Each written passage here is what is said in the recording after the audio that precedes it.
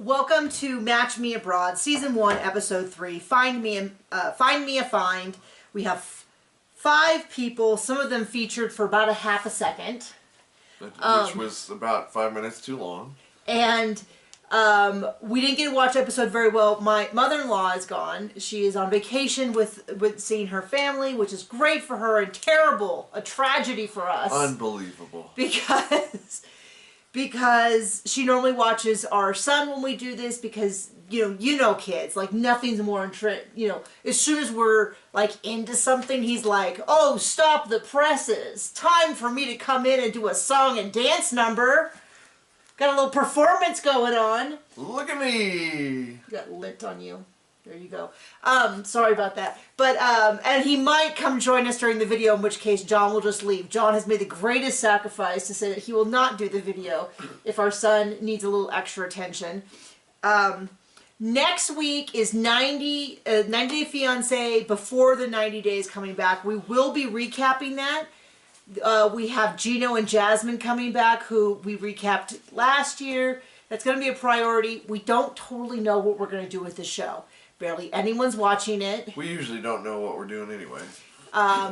Barely anyone's watching it. Thank you to those who are. I want to acknowledge that those who actually hear us say this are watching the show, and we appreciate that.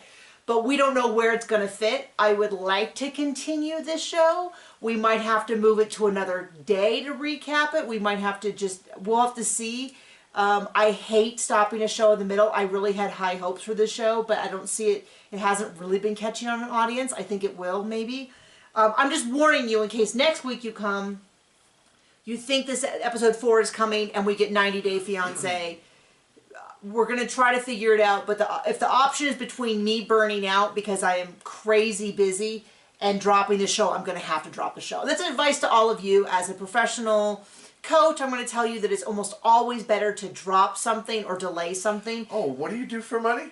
Than to burn out, because burnout leads to no money being made anywhere and every ball being dropped. But if you are in burnout... I do teach a class on burnout. It's called Burnout and Overwhelm through the Better-Faster Academy. If you go to betterfasteracademy.com and you go to classes, there is a burnout class. It's primarily for writers, but you can take it if you do anything creative, or if you just want burnout information in general, or you can also use the contact form to contact our manager, Angela, and just say, I'd really like to talk to Nikki about burnout. And she'll figure out how to make that happen, and I'll talk to you about burnout. But do you do anything else? I don't know. Do I? Oh, I also write books. I wasn't sure where you're going with that, because it's like, yeah, I do lots of other things I have to do. I teach classes on Clifton Strengths, if you're familiar with the Clifton Strengths. I teach classes on... I don't do anything else. I do private coaching for writers specifically, but I can do it for all creatives. Have you ever written anything? I have also written books. Oh. As of the time of this filming, this ebook of Murders and Mages is available for free through your vendors like Amazon Kindle, Nook, Kobo, Google Play, iBooks, any of those. If you just go and you just type in my name, Nikki Haverstock, which I think is on the video below, you can find all of my books. I almost always have at least one ebook for free. So if you're really cheap, which I totally get, and you want to try the books but you don't necessarily want to buy them, that's fine. You can download them for free, and if you wait long enough, you'll at least get all the first in series free. You can also request them through your library system. And if you can't figure out how to do that, you go to a library. If you listen to audiobooks, you should have a library subscription. I cannot recommend it enough. I read one year like 150 audiobooks. Didn't spend a dime on any of them. That's like literally $1,500, $2,000, something like that.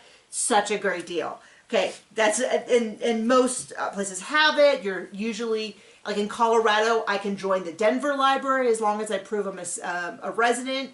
I can join my county library. I can join, and I've also joined several city libraries. And so I will never run out of books to read. I'm a big fan of reading. Okay, I think we're supposed to be talking about a show right now. Oh, so what show is that? This is Match Me Abroad. I'm going to start with Harold and Katerina because I have a lot of opinions. First off, I do read some of the like Reddit or forums or social media posts, TikToks and stuff. Tell me, do you find a lot of nasty people online? I do. I find also brilliant people like myself online too, so this is not a general consensus. But a lot of people who saw the show were going on and on about how Teresa his date was so out of his league. And I kind of feel like... What are we comparing? Well, you know, like that first of all, she was instantly, I think it is unfair and for any of the matchmakers to set them up with someone who before the first date says, I'm not interested in this person, but I guess I'm willing to try it. Like right off the bat, I feel like, and then she was on the whole date acting like I'm not attracted to this dude, but I'm willing to be here. And it's like, okay. You don't get brownie points for that. She was a really lousy date. She basically didn't ask him almost any questions. She kind of sneered her way through most of the replies. It's fine if she doesn't like him. I don't think that she has to like him. We've all been on dates with someone who was just not our type, or who sounds like they're our type, and then we meet him and we just go, "Oh, this vibe is off." I totally get that, but she just like showed up and everyone's like, "Oh, she's so out of his league." And I was like I don't, you know that I never make fun of people's appearances. No, opinions, yes. Appearances, no. I think that's just low-hanging fruit. But I'm just going to say that I don't think that she was so unbelievably out of his league like a lot of people online were saying. She's thin. She's blonde. I guess she's tall. I didn't see her standing up. She was sitting down. But I don't think those inherently make you like a knockout, sign her up for, modeling agency. She seemed fine, but her appearance was fine. Didn't win me over with her personality. It's not like she came in with a sparkling, bubbly personality and Harold just dropped the ball. It seemed to me that he was trying very hard to ask her questions and to really listen. Now, it was very apparent, though, that she was not interested in him, and he did not get that signal. So that is a sign of where maybe he has a weakness that he did not see. But I still don't like Katerina. Also, first dates are hard. First dates suck because you have to, like, all of the obvious questions are also the most boring. What do you do for a living? You know, what do you like to do? What are your hobbies? Like, they're almost all super crazy boring. But I thought he handled it with... and then the weird thing was Katerina started off this whole thing by asking him before, are you willing to be radically different and change your life and settle down? Now, I know he hasn't dated for like 6 years, so clearly having a partner would be different. But the way she asked it, I'm like, so he has to stop his hoeing around? Like he's got a settle down party boy. Like she made it sound like it was such a big like life change, and it's sort of like, yeah, I guess instead of going bowling with his friends, he'll go bowling with his girlfriend. Like it's not that different. Like that's the conversation someone should have had with Mark, who we'll get to in a little bit, who went to Morocco, But no, just do whatever. Everything's the same in Morocco. We already heard this. No. Right? We'll get to that. That's what we've been told. Don't jump ahead. So anyway, and then they're like, then they talk about Teresa, and she's like, well, she has only dated cheaters and players, and then on the date, she's like, I like rebellious guys. And I was like, if anybody should be getting the hard talk about expectations, it's Teresa, who maybe, if she wants to stop getting cheated on and played, maybe she should... Like, maybe if there's someone here who should be working, maybe it's just as much Teresa as it is Harold. Because Harold at least seemed to really try to listen. I get it. I kind of hate a lot of the discourse around it, because a lot of the discourse seems to be that because he has autism, he's inherently an inferior partner. And it's like, that's not true. As someone, a whole family of many, many people who are all neurodiverse and all have some pretty big weaknesses... I kind of feel like that's a dangerous way to kind of phrase it. Like, yeah, we can all clearly see this guy has a couple of really big blind spots, like not being able to understand I'm glad for his sake he didn't understand how much she despised him. That was at least the one saving grace, is that he didn't realize how mean she was treating him. And then Katerina, first of all, it was a terrible match. She was really cold, and he's like, well, are you attracted to me? And at least she was honest and said no. And at least she was honest and said she didn't want a second date. But then Katerina was like, you did a terrible job. And it's like, no, he didn't do a terrible job. I mean, to me it seemed like... Well, only one of them had a job at doing this. And one of them did terrible. Which is... The matchmaker. Oh, yeah, the matchmaker. Yeah, that was her job. Well, it's like Teresa clearly wasn't interested, so I don't know that he could have... I mean, he could have done a handstand and juggled, been the most sparkling wit, and she was just not into him. So who do you want next? No. I'm going to go in order of interest, because it seems like when I go the reverse order, I can picture a lot of people just zooming past it. So I'm going to talk about Sanika and her first date with Nordine. Did I pronounce that right? I'm sure we did not. Okay, so Nina's on the date. I actually thought it went beautifully. It seemed like she did too. It seemed he seemed genuinely interested in her. Great sign. He gave her flowers right off the bat. Right off the bat, his first impression is that she seemed very beautiful. I was like, great start. She thought he was handsome. At least we have that. She was open to the culture. She tried really hard to. She didn't do any weird of that, like, weird stuff. I've mentioned before, I have a weird thing about meat and the goat head. I would have made sure my matchmaker knew that ahead of time. But she did great. They made the preview, made it look like she freaked out about the goat head, but she really gave it the old college try. Same with the tea. The tea was not going down so well. And I think justifiably so. Because when the guy said, when he said, it wasn't the sales guy, it was him, says, if or instead of drinking it, you can just put it on a piece of fabric and breathe it. I was like, okay, so clearly other people, even in the culture, struggle with drinking it. She really tried, though, to get it down. She's like, and she kept saying, it's very, very good. It's very good. I'm just struggling to swallow it. It's like, okay, she tried very hard. It wasn't the... That's what she said. It wasn't the smoothest at every point, but, oh, gosh, I can't even imagine... Like, we had a very good first date. Yeah.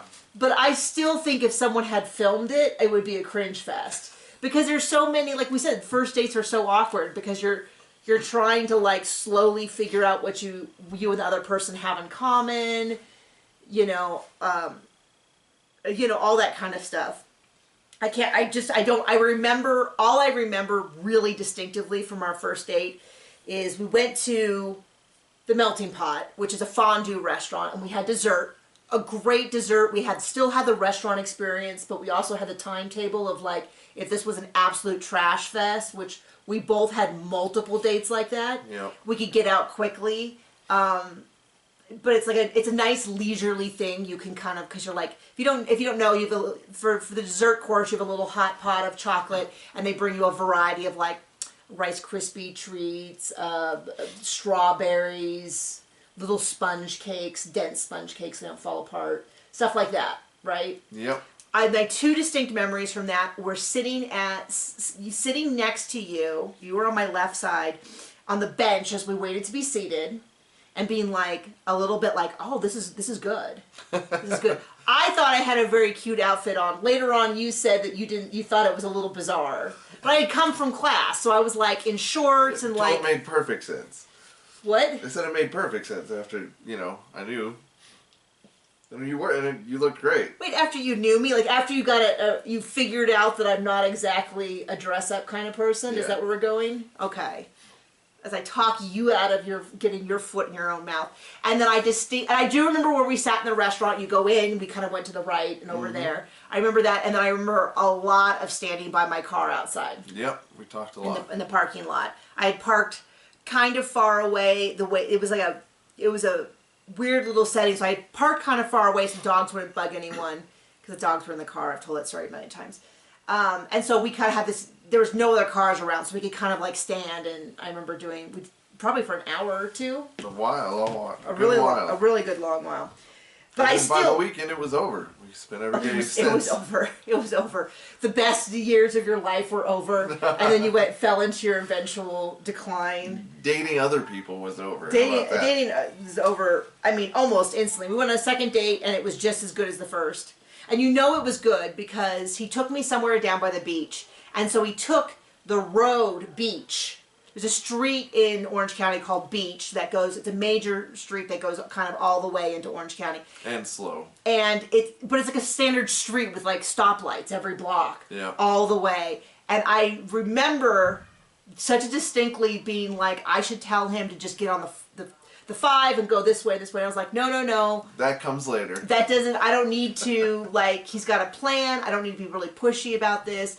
We're going to hang out either way. It's fine. And that's when I was like, in my head, I was like, I knew that I was into you because I didn't tell you how to do things right. And it was a super long drive. And I think on the way home, I was like, So what happened now? I don't know. I've given up all pretense. Yeah, now I'm like, you can park over here. And you're like, I know I can park over there. Thank you. It's all gone downhill since then. But I do think I told you, I said something on the way back of like, oh, the freeway or something. Very, very kindly and nicely. And then we hung out really late. And then I think we were inseparable pretty much after that. Yep. That was a Saturday. We went on like a Tuesday and a Saturday. Wednesday and a Saturday? I have to look it up. It was October 1st. I don't know. I'll look it up later. It's really important. So first dates are always cringy. So the fact that they had a couple moments that seemed like they weren't hitting it off like gangbusters or they were a little awkward seems totally normal. Nina's kind of following along, carrying the flowers. Somewhere after the tea shop, she's like, it seems like you've got it handled. Why don't I let you be? Great choice. She takes off. The two of them keep going. They talk a lot about things like, what are your can't haves? And he's like, I no cheaters. And she's like, gives him a high five. Oh, but we have to point out at the beginning when he met her. Flowers. He gives her flowers, goes for a hug, and it's kind of lost in there, but he says something about a kiss, but she didn't hear him or didn't react fast enough. But that's important for later on, that he was going to give her, wanted her to kiss him on the cheek or to greet with a kiss, like a mwah, mwah. I don't really know. She was clearly very nervous, and she like went for a handshake and then for like a side hug and stuff. But she asked why he's single, which I kind of was like, oh, but it seemed to go great, so good on her. And he's like, because he wants adventure. He's like, all the women here just want to like settle down, bust out a lot of babies, and just stay home. And he's like, I'm kind of looking more for a partner that wants a little bit more adventure and to do bigger things, which seems like a great match for her because she's also got businesses that she loves. And so it seems like the idea of both of them settling down. And that was something we discussed when we were first dating, because originally on both of our dating profiles was like open to children, because I was getting old and I knew there was a chance I might be with someone who already had children and wasn't interested in having more. And you were kind of the same way, where you were like, we both kind of like wanted kids, but it wasn't going to be a deal breaker if the other person had a really good reason for not wanting children. And then we kind of were like, yeah, we both do kind of want it, but it wouldn't be the end of the world if something happened, which is good because we struggled with infertility for a lot of years. I always kind of knew that was a risk. I don't know why, but it just always seemed very, very real to me that infertility could be a problem. And it was. And so that was a hard thing for both of us, but it wasn't as hard as it could have been if it had been a shock. I know a lot of people who just assumed it was going to be easy. And then it was like, when it wasn't easy, it was like the world's biggest shock, and they had a lot of grief over just the fact they didn't know it was expected. But when we had kids, and we were talking about like trying having kids, which we started trying very early, I was like, if this is something where your expectation is that I do all of the kid stuff, I remember this talk, and you do nothing, that's not what I want. And because I know there are families like that, and there are women who are definitely like, I want babies, that's it. I want an excuse to stay home. Not an excuse to stay home, that's not right. I want that to be my job 100%. And I'm totally fine if you go and you do your thing at work and then come home and I'm 100% responsible for for the kids. And I was like, I know that's not me. Us. That is not us. That is definitely not us at all, even close. And in fact, it's almost the reverse, where John has during the day during work hours, which always end at 5 for me, but sometimes start early, depending on what I'm doing. John's the primary person. And I do a lot of support. I think I do more support for him as the primary caregiver than most husbands do for their wives. Okay. That's fair, right? Like, I make sure I throughout wouldn't know. not been married to many husbands with children. No, but from what I hear, where it's things like, and even when he did work and I was the primary, like when he came home at lunch, he would do a lot to make sure that I had time to, like, you know, especially when the baby was like really little and you were with him every second of the day. I'd have lunch ready, but then the trade-off is that you come home and feed him. So I could, like, I don't know, go to the bathroom or something. Anyway, but it sounds like, my point being that they sound like a couple more similar to us, which is, at least at this point, where it wouldn't be that really, really, really strict divide between the work and the kids, and it'd be more of like, we're working on stuff together, and they didn't really talk about kids much, so maybe that's coming up. But I was really happy. I mean, it's funny because I see a lot of people who are like, well, it's not very interesting or dramatic. And I'm like, I don't need every moment to be dramatic. I feel like seeing the good dates is a necessary balm to, like, as a palate cleanser between the hot mess dates. And, yeah, I mean, she seems like a decent person and Yeah. fun, and it's the only person I'm like, oh, I hope she does have a good match. Yeah, and the match seems like a good dude. So I don't know if they're going to work out, but at least I enjoyed seeing a good date. Okay, do you just want to go in order then? I don't care. Okay, so the next up on my notes is Mark, 44, from Phoenix, who's going to Morocco. The first time we meet him, he's 44, he's a sportscaster. He is lived in 9 states and traveled 40-something countries.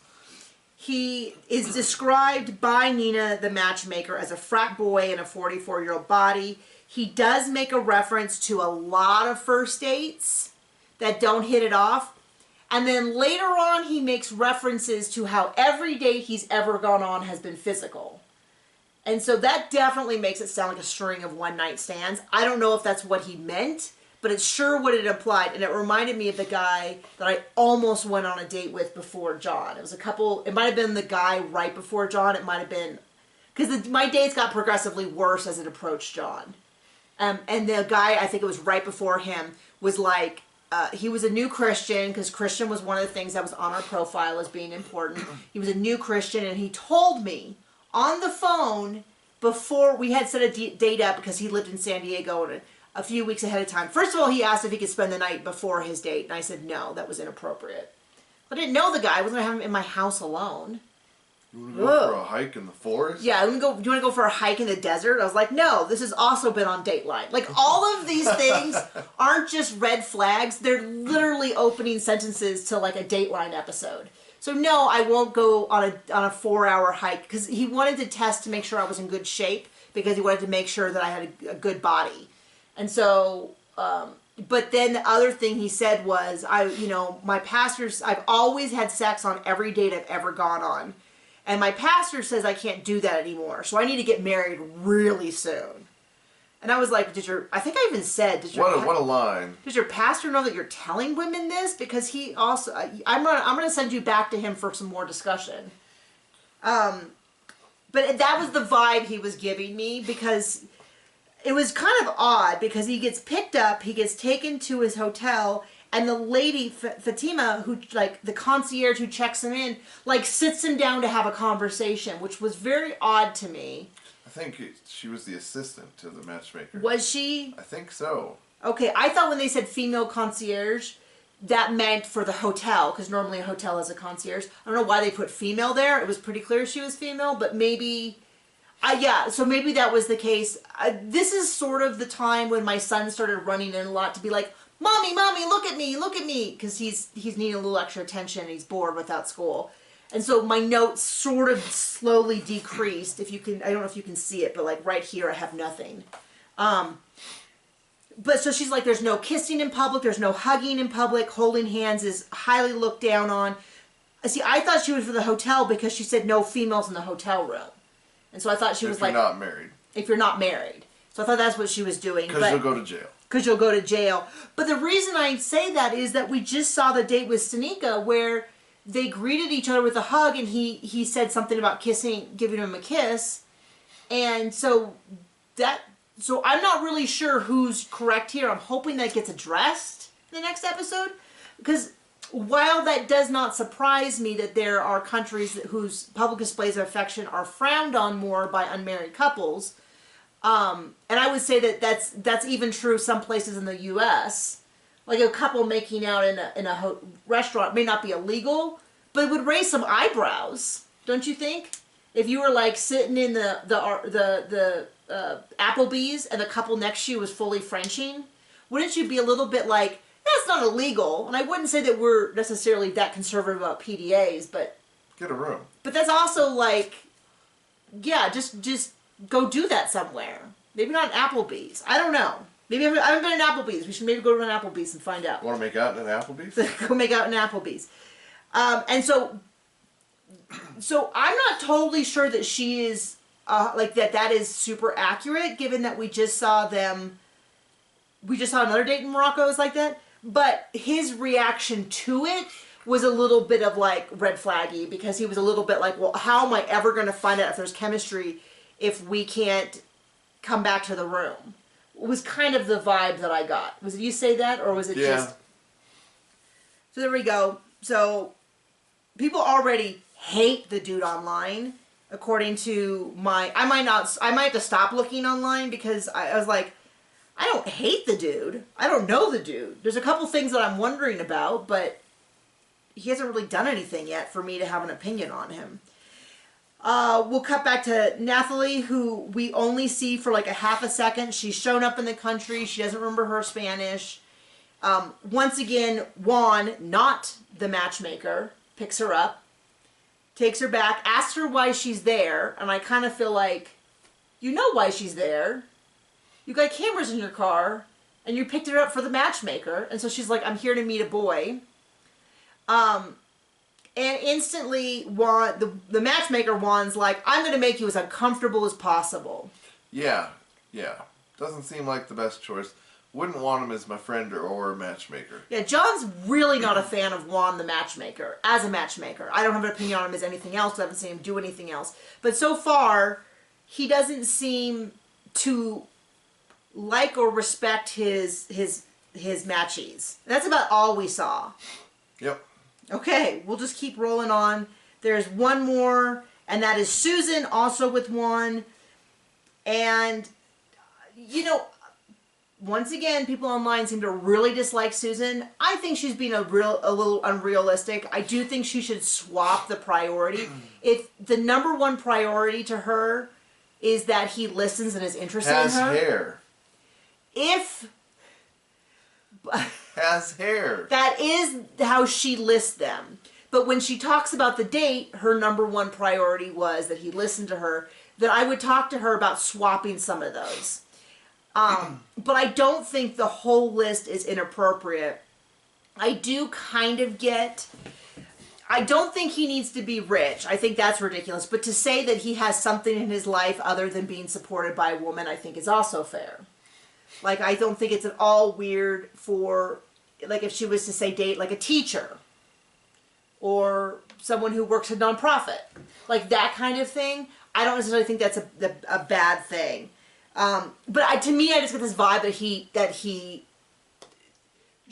resents that she thinks she deserves better. And, like, wants to knock her down a peg. And I'm kind of like, whoa. I don't know. There's just a lot of people who really dislike Susan, and I really dislike the way Juan's handling this. And I do think Susan needs some how would you put it? Don't bring your dog to another country. So needs to have her priorities shifted around a bit, but yeah. I don't inherently dislike her, and it seems that Juan does. Like, maybe I would be a better matchmaker for her to spend time talking about qualities that she really likes, and you know, like, maybe hair is not the most important thing on the list. You know? That's all she wants to talk about.